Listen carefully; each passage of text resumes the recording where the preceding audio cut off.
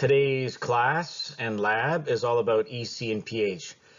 Um, I would like to say that this is the one time where you get this taught and everyone gets it perfect and you never see it again, but it does seem that you get exposed to measuring and recording EC and pH repeatedly throughout your programs. So I'm going to say positively that, hey, that's great. We get repetition is a good teacher.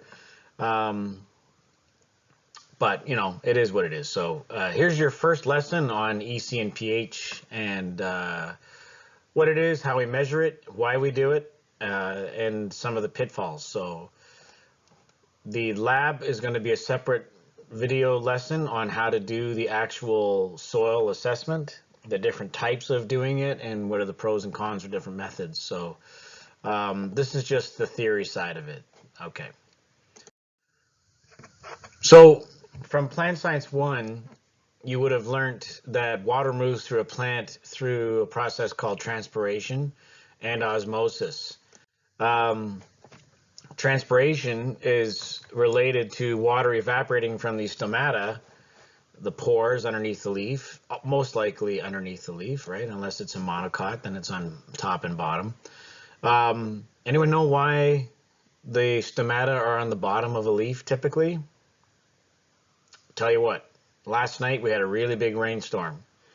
And when it rains, water covers a leaf. And usually it covers what, the top or the bottom? Well, it covers the top.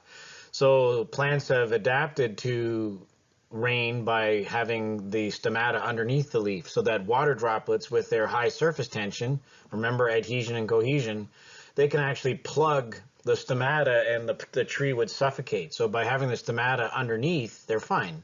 Now in monocots, you can have stomata on both sides of the leaf because the leaves typically are vertically oriented and the water will drain off a little better.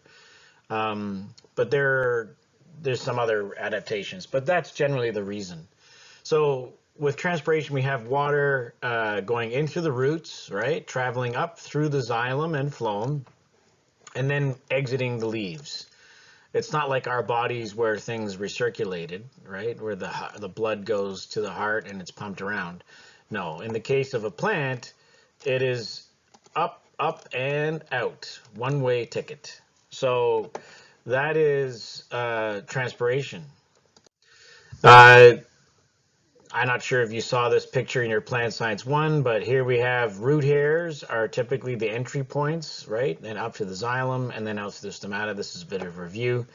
But there's some interesting factors that impact transpiration. And particularly if you're in the greenhouse program, you're going to go into more of this in terms of the theory of it. But things like relative humidity impact the rate of transpiration. So if it's a drier climate, you're going to have more evaporation through the plant.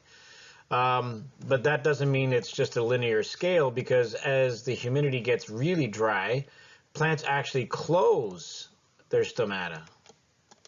So if temperature or humidity are not correct, the plant will actually shut down transpiration and you get no growth. This is a common problem in Ontario greenhouses in the summer. People trying to grow crops, for example, like cannabis in really hot greenhouses, the plants typically get severe heat delay and disease susceptibility. A lot of it stems from the fact that the stomata are not even open. So temperature and humidity play a big role in that. Just on a scale of trying to have crops grow properly and be healthy, there's the air movement thing, right? So having air flowing over a leaf helps to ameliorate some of these problems.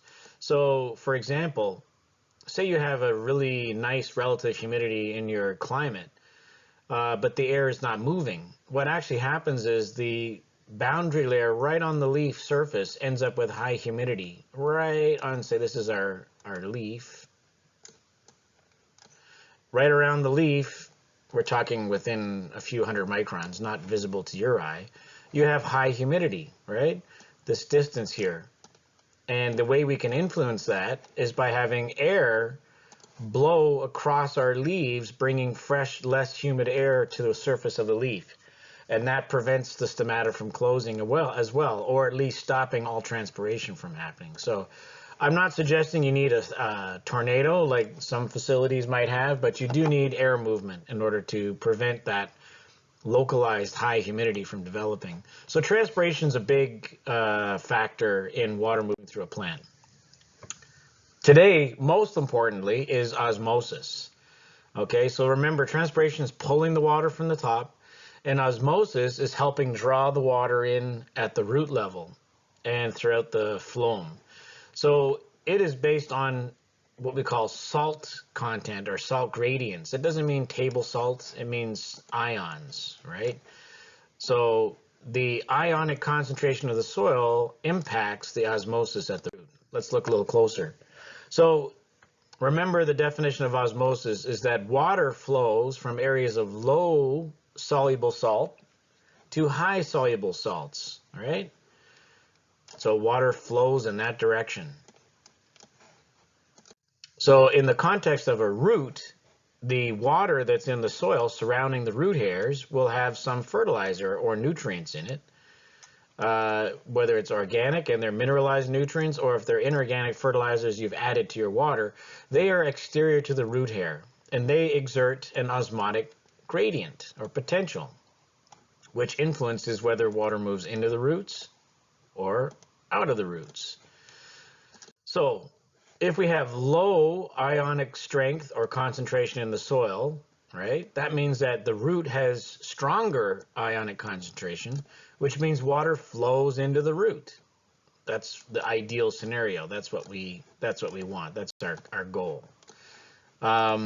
If, however, you end up with that reversed and you have too high a salt concentration on the exterior of the root, water, in fact, moves out of the root, and you end up with root hairs dying, and the plant loses its ability to absorb nutrients.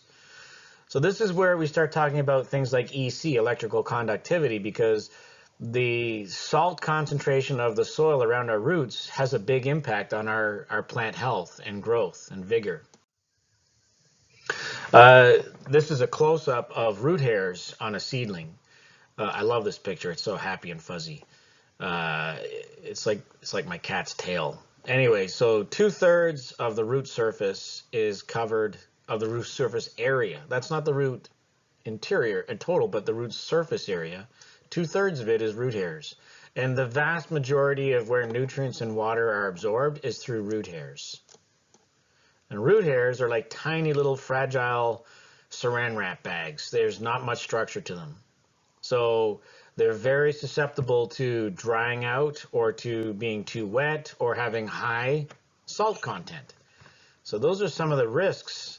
Here's another picture, beautiful picture of a seedling showing the fine root hairs that are responsible for all the absorption. So let's review this. So when soil solution has a low ionic concentration, right, water moves from the soil into the roots. This is what we want. This is good. Green is good. When we have high salt concentration in the soil, water moves from the roots into the soil. That's bad. Whoops, let me erase that. That is not what we want, right? We do not want water moving from roots to soil. That's going to cause damage. That's going to burn our root hairs. And when you burn the root hairs, you can't just rehydrate them. That doesn't work. They're so fragile, they die. You have to regrow new ones. So typically, the root cannot regrow new root hairs in the exact location. The root has to extend new tissues, new root tip, and grow new root hairs from that. So if you burn the roots off your typical plant, you're looking at minimum of a week to grow a new section of root with new fresh root hairs so the plant can continue growing again. So mistakes in your soil EC have big impacts on your crop finishing on time and at peak quality. So nutrients in soil, right? Now this is showing sodium and chloride. I use that in my examples here. Obviously no one's going to feed their plants table salt, but from a chemistry perspective, almost everyone recognizes sodium chloride as a salt, but all fertilizers are salts. So they dissociate into a plus and a minus, right? And we want to know how much to feed or how much feed is in the soil or how much to add to our soil.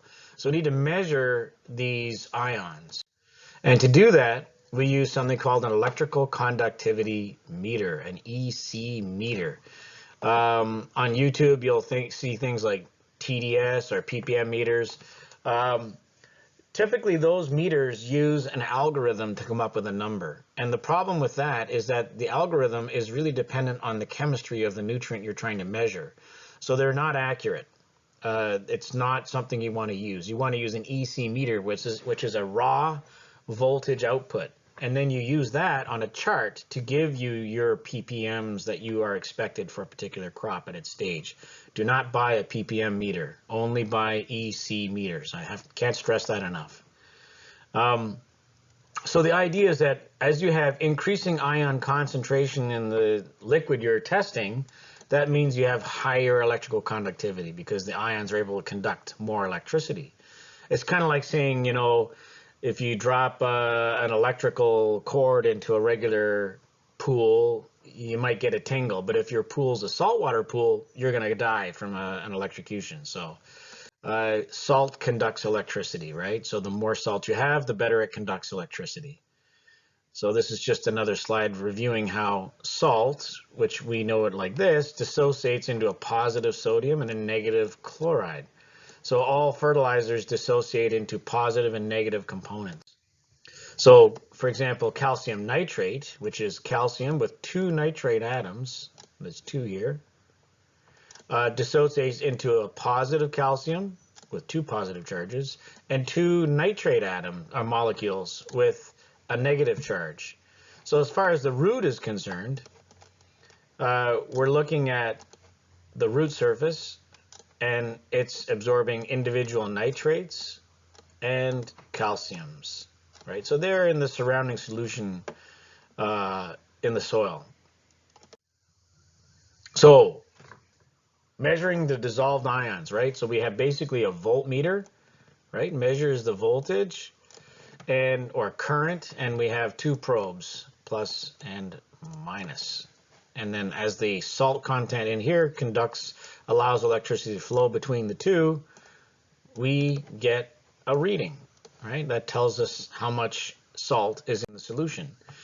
I'm not going to ask you things like anode and cathode, never mind. But, you know, it is what it is. So basically a small voltage is applied and a small amount of electricity flows through the solution. Yet another picture. It just goes on and on. Okay, so these are just some reviews here. For example, these are fertilizers that you could run into. So something like potassium chloride. The potassium is the main nutrient, although plants do use chloride ions to some extent. And calcium nitrate we discussed. Ammonium sulfate has an ammonium and a sulfate attached to it. But one of the problems with this, I just realized some of these are a little wrong, but it doesn't matter. Anyways, this bracket's out, that's why. This 2 should be outside. This one here. Doesn't matter.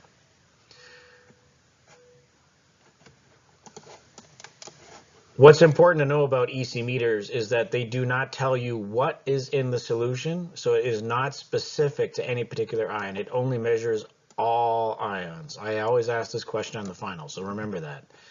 All you're doing is getting a raw reading of all the dissolved positive and negative charges in your solution. It does not tell you what is in there. You can't stick an EC pen in and say, oh, I need more nitrate. No, it doesn't work like that.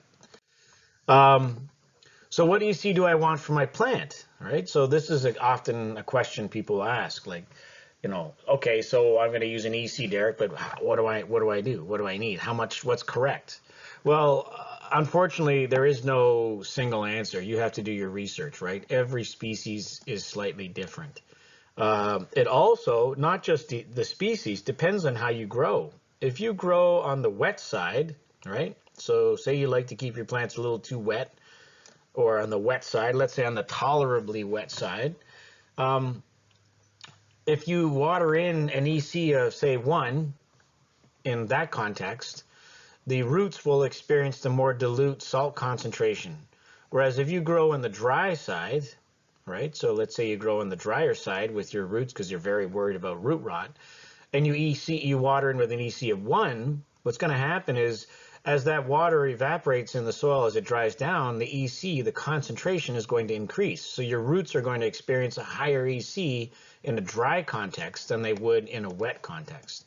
So not only is it the species, but it's how you grow. Then there's the developmental stage of the plant.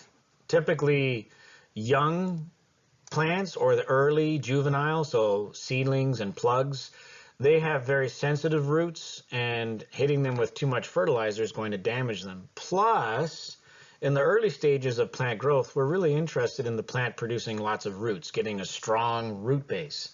And you have to, I hope as you go through these programs, you begin to start to think like a plant, because that's the best way to grow, is to think like one. So if you're trying to grow, you want the plant to grow lots of roots. What you want is you want that plant to look for food. If you're spoon feeding it every day, all the time, there's no incentive for that plant to grow a really well-developed root structure.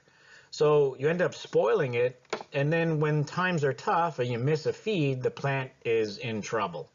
So in earlier stages, we tend to water with lower ECs because we're trying to encourage the plant to reach out and look for new nutrients to grow a good root base. Lastly, the climate has an impact. A lot of times people get caught in this idea that, oh, it says I'm supposed to feed with an EC of 1.5 from weeks 3 through weeks 10. So what do? Every time I water, I feed with an EC of 1.5. That is completely incorrect. Every good farmer, grower, gardener, whatever, looks at the forecast. If you've got some sunny days coming, your plants will undergo lots of photosynthesis and they're going to want to grow quite a bit. So what are you going to do? You're going to feed what they need, hit them with their EC that they need. But if you see that you've got 3 days or 2 days of rain, are you going to hit them with that EC? Because the roots are going to be sitting there with all these salts pressing on them and the plant's not interested in them. And you might end up getting root rot. So typically, you float your ECs according to the climate. Now, when you get into greenhouses, which are a lot more sophisticated than most agricultural systems, the greenhouse computer actually will float the EC up and down by a factor that you assign based on the sunniness of the weather for that day. And they often will take into account daily forecasts and adjust the feed and the nutrients for that particular day to maximize plant growth and minimize disease. So how accurate does my EC need to be? I run into this, especially when you start testing for EC. Some people get a little kind of bonkers about this. It doesn't need to be crazy accurate, but I will say it depends on the species. Some species of plants have very sensitive roots. So typically fibrous, very, very delicate root species are particularly sensitive to EC fluctuations. So something, for example, like a cyclamen has a fine root structure, and if you hit them with too high of an EC, you can damage the roots and open up wounds, which will allow root rot to establish, and you can lose your entire crop very quickly. But having said that, remember, I did say that the climate plays a role, right? So you could feed your species the right amount, but if you end up letting them dry out too much, the EC will spike at the roots and cause damage as well. So consistency is the name of the game. Consistency corrected for weather factors. The growing medium also plays a role. Typically, high porosity greenhouse type media like peat moss and coir are fairly forgiving. But if you're a market gardener or an organic grower and you're using high organic media or soil in your gardens and amending with compost and vermicompost, these types of soils are heavier, as some of you noted in your little labs where you were experimenting with real soils, not peat moss. Their porosity is quite a bit lower, and so errors can happen. So it's important to factor in the growing media. So for example, you wouldn't be feeding with a high EC in growing media in regular soil very often, just periodically, because that soil will store the nutrients very effectively. So it's a very different growing context. I'm going to talk more about that when we get into soil testing. It'll make more sense. So I'm not going to get into that today, but the growing medium does play a role.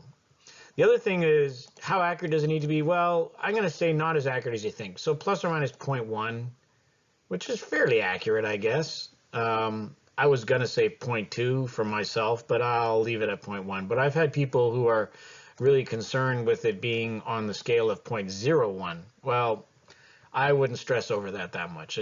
Plants are not that finicky. You can really make your life miserable trying to keep things in that tight. It's just almost impossible.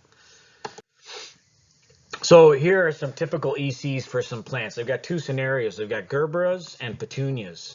So a gerbera plug, we're starting off with an EC of 1.3. This is for 2820 fertilizer. Now, we need to distinguish a couple of things before I describe this. When we talk about ECs, there's two sides of the story, all right? There's EC in your watering can or your watering hose. That's the incoming EC. So you might look at a grower sheet that says, oh, feed your gerbera plugs at 200 ppm for the first 2 weeks, right? So that's the incoming water EC. And then there's the pour through EC, which is the EC you measure that's in the roots to make sure you don't have salt levels accumulating. So we're measuring EC on the supply side and at the root side. So in this particular chart, we're looking at supply side. So this is the ECs that are going into the root zone. You're watering in. As you go to the vegetative stage where the plant is bulking up and getting ready to start setting buds, you're going to increase the feed. Remember here at the plug stage, we want roots growing. The veg stage, we need to bulk the plant up. And then when we get flowers, typically once plants have flowers, their nutritional demands increase fairly substantially to maintain that rapid high cost growth. So here an EC of 2.5 or 400 ppm. I'll talk about it in the lab, but just while I'm here, since it's the first time I've mentioned ppm, ppm is parts per million, and unfortunately ECs do not translate, I mentioned it with the meters, do not translate directly into ppm consistently because it depends on the chemistry of the fertilizer. So typically there's a chart with all the different fertilizers, and then that will show you what an EC translates into for a ppm of that particular fertilizer. If you buy a commercially prepared fertilizer, it will have a chart on it indicating what ppm for so many ECs. So that's why you can't just go buy a ppm meter and just say, oh, it's 200 ppm. Well, that's not going to work. Looking at petunias, same idea. Start with a lower EC, and then as you veg, increase it a little bit, and then as you flower, even higher. You notice that there's quite a significant difference between flowering for petunia and for a gerbera. Species are very different. Some are hungry, more hungry than others. Depends on the complexity of the flower. A petunia flower is fairly simple compared to a gerbera. There's a lot more structure, and gerbera flowers tend to be fairly large, and there's a lot of seeds invested into them. A typical gerbera flower has something like 300 seeds, where a petunia has about 6 or 7. So there's a vast difference in nutritional requirements for both, right? So there's differences between species, is basically what I'm trying to say. So now we got to look at pH. We've discussed EC. Now we have to look at pH. The two are always done at the same time, so I'm teaching them at the same time. pH is interesting because it's not a nutrient in and of itself. It's measuring a physical property of water. And it has an impact on how available the nutrients are to a plant, which is just as important. Right? So if you have nutrients in your soil, but they're not available, then what's the point in having them? There's lots of charts like this on the internet. The idea is that they show availability. So like looking at the top at nitrogen, they show availability of a particular nutrient across a pH range. Okay. Most plants, I'm going to say 99%, are happiest below pH 7, often well below pH 7 in the anywhere from 5.5 to 6.5 range. But looking at all these nutrients here, you can see that, so nitrogen, phosphorus, potassium, sulfur, calcium, magnesium, they're all fairly available in the upper end of the pH spectrum. And then things like iron, manganese, boron, copper are more available on the more acidic side of the spectrum. So as with all things in nature, compromise is your best bet, right? So that's why plants end up in this sort of happy range, because it's the compromise between the availability of these smaller nutrients and the more largely consumed ones like nitrogen, phosphorus, and potassium. So pH has a big impact. What is pH? pH basically is just concentration of hydrogen ions. There's 2 for every 1 molecule of water. That hydrogen ion has a big impact on the charge of other ions. And it's the charge that helps us establish a gradient, helps the roots absorb nutrients. So how pH influences that charge is very important. There is also, for water, we have a proton, right? That's our acid. But there is also a hydroxyl. This is, think of it as your alkaline. So when water is just in a normal existence, it's in equilibrium between being regular water and being hydrogen and hydroxyls, which means it is a pH of 7. As the pH increases, we end up with more hydroxyls, so more alkaline. And as the pH drops, we end up with more protons or more acid. So you can't have one without the other. They are linked because we have hydroxyls and hydrogens in all water. So it's important to think about protons, but when we also want to talk about hydroxyls when it comes to affecting the alkalinity of your soil as well. So simply measuring how many protons is what pH is. So often I like to say a pH meter is essentially an EC meter that is specific to protons. Typically it has a glass ball, an electrode in it, and the way it works, that fancy glass ball actually has super, super tiny pores that only fit protons through, which means that the only ions inside that glass bulb are protons. So it's essentially measuring electrical conductivity, but because the glass ball surrounding the probes has pores that only fit protons, it happens to only measure hydrogen. So that is how a pH meter works, and that's why it's important to clean it. If those glass pores become plugged, your pH meter operates very, very slowly. You'll find it takes a long time to stabilize because the protons have to all shuffle through those few pores that are open in your glass bulb. So it's important to keep it clean. So what do we do about pHs? Well, when things get too low, when pH is too acidic, so below 5, we have problems with reduced bacteria activity. So our soil microbes are impacted, and they're the heavy lifters for mineralizing nutrients.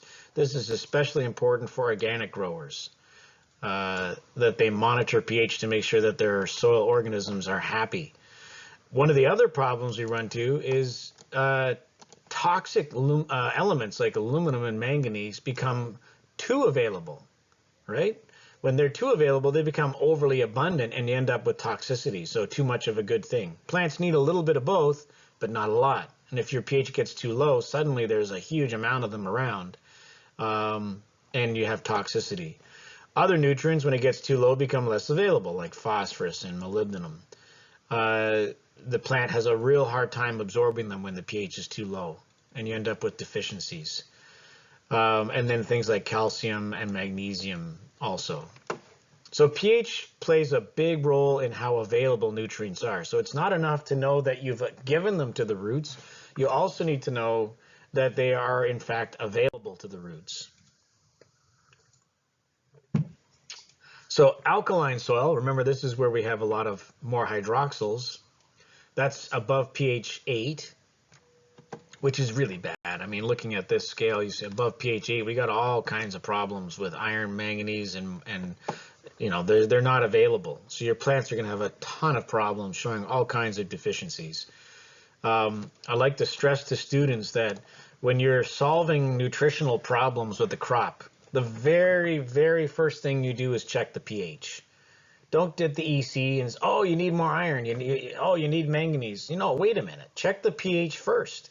If the pH isn't correct, it doesn't matter how many nutrients you add, you're not solving the problem. So above pH 8, water uptake is reduced. Root hairs are damaged. These are related. Calcium, magnesium become toxic. You can actually have too much of a good thing. Iron is your classic nutrient deficiency that you see with the wrong pH, almost with every single crop across the board. When I help people with nutrient problems with their crops and they're demonstrating iron deficiencies, the first thing I say is, have you checked the pH? And like, oh no, I haven't. And it's usually way too high. So iron is very low availability when pH gets too high. It needs to be on the acidic side to be available. So this is just saying more or less the same stuff. I'm going to skip ahead. I do want to highlight this slide. This is an important concept to keep track of. This will also make more sense when we get into our next class where we discuss soil properties. There is a big difference between growing in soil and growing hydroponically. As we know, obviously, physically there are big differences, but from a nutritional perspective, there are big differences. Look at phosphorus, for example, right? Here, phosphorus in soil is more available at slightly higher pHs, where in hydroponics, phosphorus is more available in acidic conditions. It's diabolically opposite. And then on top of that, there's sort of these unusual shapes where a nutrient like potassium is not available around pH 6, but is available again in the more acidic or again in the more alkaline conditions. So hydroponics is very challenging, and if you don't have very tight control of your pH in hydroponics, you have all kinds of nutritional problems. pH control is critical. If you're trying to set up a hydroponic system at home and you want to automate it, the only thing worth really automating if you have just enough money is pH. Because you can add nutrients whenever you want. If the plants look like they need it, dump some in. But if you don't monitor your pH regularly, your hydroponics will not succeed, or it will not succeed as well as it could. Okay, so again, adjusting pH, this is a classic iron deficiency. That previous picture, doesn't matter. We're going to talk about nutrient deficiencies next in the course, so let's leave it for now. Methods to adjust pH. This is a really important thing. So there's a lot of misinformation on the internet around this. So let's pay attention to this and get this right. Typically, you want to lower pH. Not always, but typically that's the case. So one option is to use what we call an acidifying fertilizer, right? So that's a fertilizer that as the plant feeds on it, or as bacteria feed on it, it will form acids, which will lower the pH of the soil. These are great because the nutrients that you're adding will naturally drive the soil towards an acidic condition. But the drawback is that, first of all, the plant has to be actively feeding, and it takes time. So usually this is sort of on a maintenance schedule, right? So if you're just trying to maintain your pH at a lower level and you have constant creep upwards, maybe because your water is high in alkalinity, you're using well water that's got high alkalinity, then you would use an ammonium-based fertilizer, which would then consistently drive the pH down. But if you have a high pH problem and you're trying to fix it, it may take too long with an ammonium-based fertilizer to actually steer that correctly. You may have to intervene more abruptly. So for that, we use acid injection. So things like nitric acid, which is a nutrient that plants will use. It forms nitrate, which plants are more than happy to absorb. It feeds the plant's nitrogen and drops the pH rapidly. A lot of hydroponic systems use acid injection, but dilute acid. They're not dropping like a sledgehammer. They're just a little bit, a few times a day to keep the pH correct. Iron sulfate. This is a situation where if you're trying to grow organic, pseudo-organic, uh, iron is a nutrient that your plants need and is difficult to supply in organic feeds. Uh, so we typically use iron sulfate, and the sulfate feeds bacteria, which in fact turn it into sulfuric acid. So again, it's a slow process because you're relying on bacteria to acidify the soil for your plants. Another method used, especially in plants that like the soil very acidic, is to use an aluminum-based fertilizer. Aluminum, which has 3 positive charges on it and is very sticky, it actually dislodges 3 protons from soil. So soil has protons stuck to it. When you add aluminum fertilizer, it knocks these into solution and drops the pH abruptly.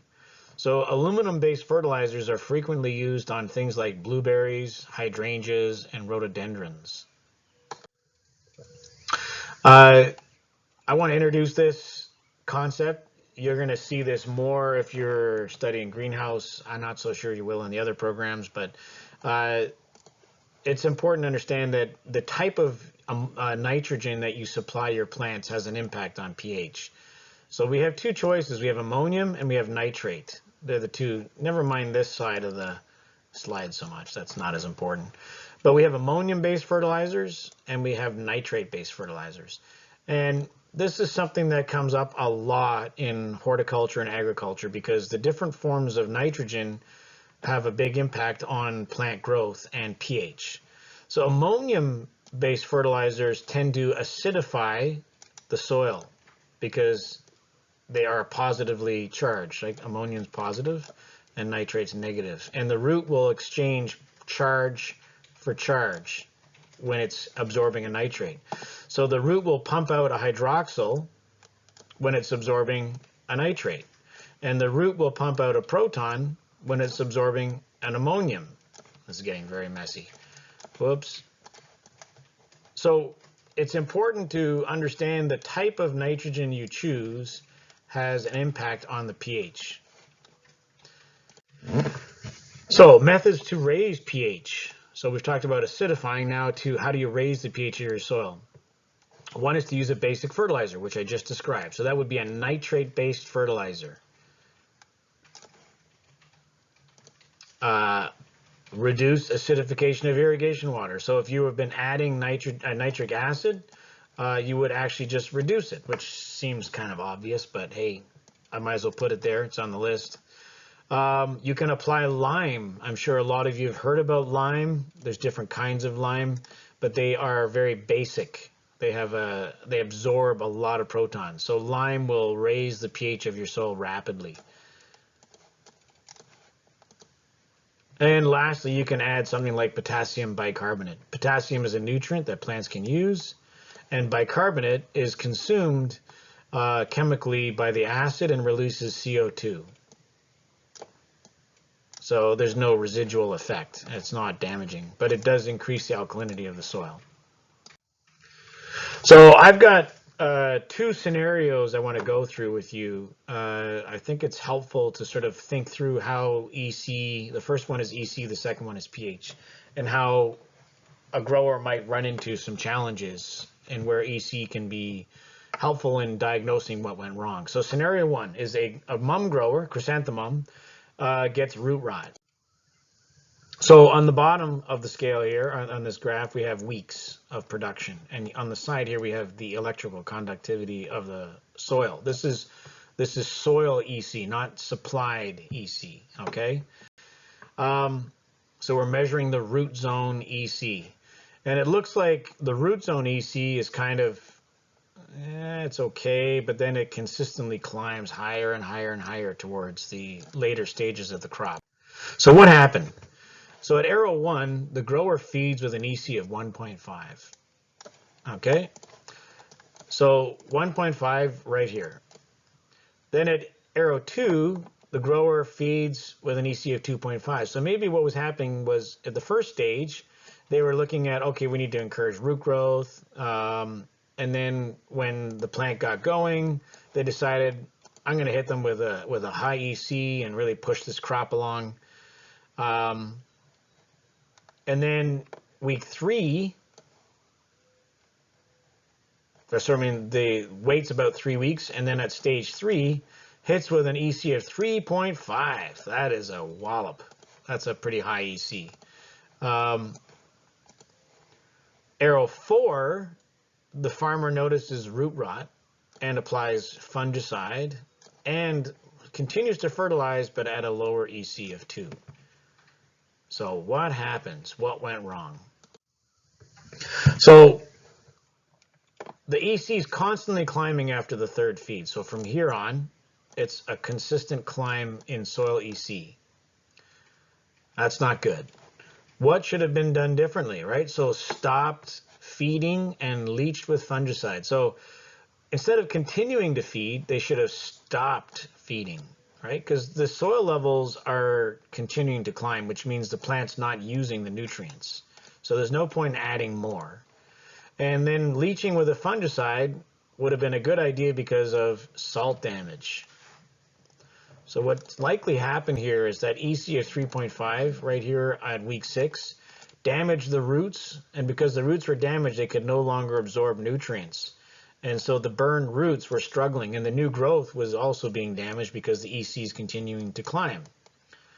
So without addressing the salt issue, fungicide alone is not going to solve the problem for this poor farmer.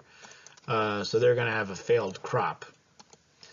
And the EC is rising at the end because the roots are damaged and they can no longer absorb and feed on the EC, the fertilizer salts that you're supplying. So they should have stopped feeding and drenched with a fungicide as soon as they saw damage, immediately. This is just showing targets, typical targets for root zone ECs. For mums, and around 0.8 to 1.3 is normal. And it looks like for the last part of the crop, they're well above normal EC levels for the mums. So that explains the damage.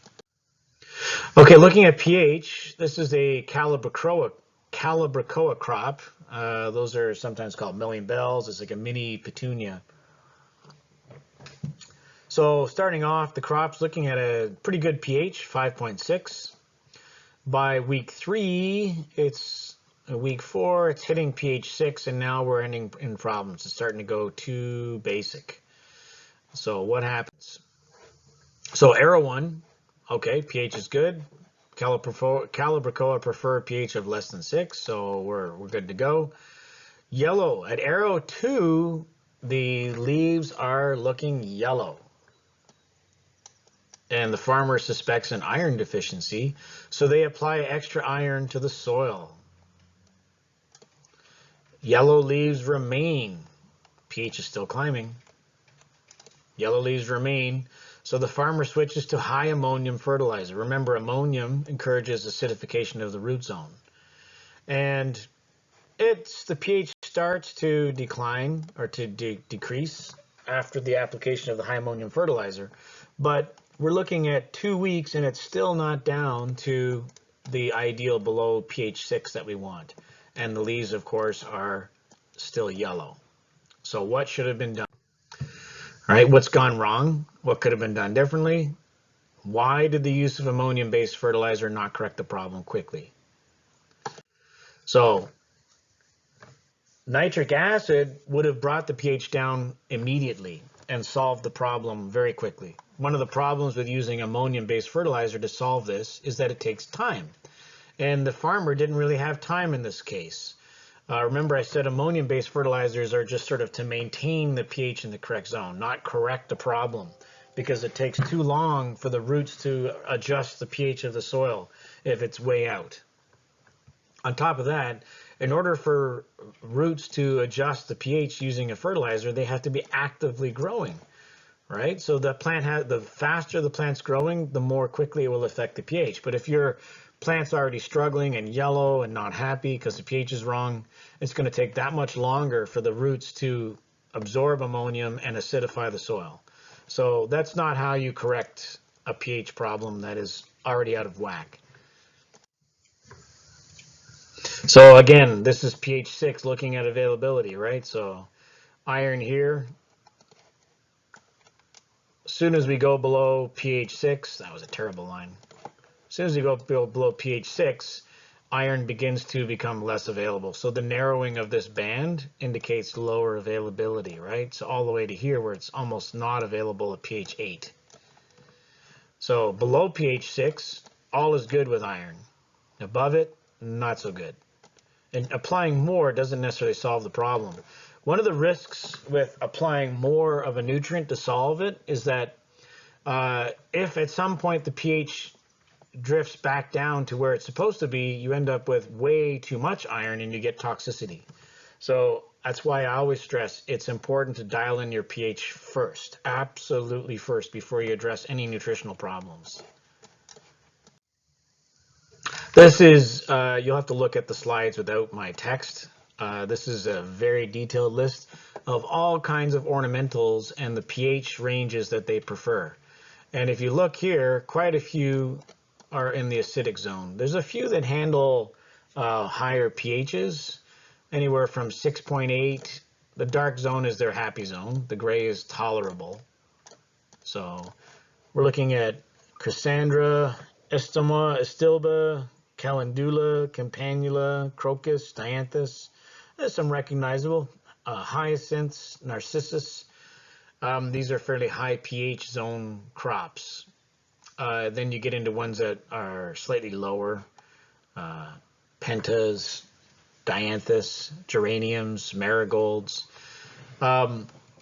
If you happen to pH your garden and you see your soil is alkaline and you're trying to decide what to grow in your garden, you may want to consider just growing crops that are happier in the pH that you know you have. Or let's say you live in the country and you have well water and the well water is very alkaline. And instead of you constantly trying to acidify the water to keep your plants happy, you could just grow plants that are happier at a higher pH and you'll have fewer problems. Okay, so summary. Water uptake by roots occurs mostly by osmosis. Nutrient uptake by roots occurs when fertilizer is dissolved. All fertilizers have to be in ions. I want to make another comment here about organic fertilizers. Big misunderstanding is that organic fertilizers are immediately taken up by the plants. That is just incorrect. Organic fertilizers need to be processed by bacteria into organic salts. So that's why it's so important for organic growers to have healthy soil with healthy microorganisms to mineralize all the organic fertilizers into the salts that the roots can absorb. A plant cannot absorb an organic molecule. It can only absorb a salt ion. So that's important. There are some exceptions to that, but those are signaling molecules. They're not organic molecules per se. So, and even if they did, they can't use those molecules for growth. They would just end up in the xylem and move to the structure and be stored in the plant, but not do anything. A good example might be, for example, garlic. A lot of organic farmers like to use garlic as a protective agent, which it is, and it does work well.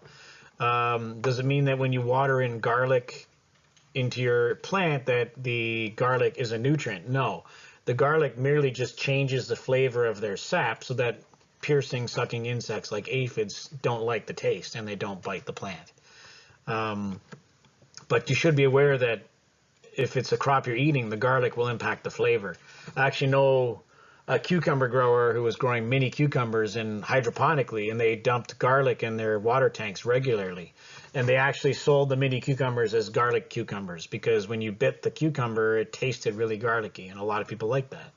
So yes, plants can take up some organic molecules, but they are not nutrients. They are just floating around. So organic fertilizers need to be converted into salts. I just want to stress that. pH influences nutrient availability. We discussed that a lot. Typically, plants like it on the acidic side, below pH 6. And to prevent nutrient deficiencies, pH needs to be adjusted. First step is always check the pH. Monitoring soil pH and EC, right? Knowing what the appropriate levels are, that means some research. If you're working for a farm, the company that sold you the seeds or the young plants typically have grower sheets for the grower. Those are a great resource to give you targets for correct ECs and pHs for the different growth stages. Use the recipe and follow it, and you'll have success.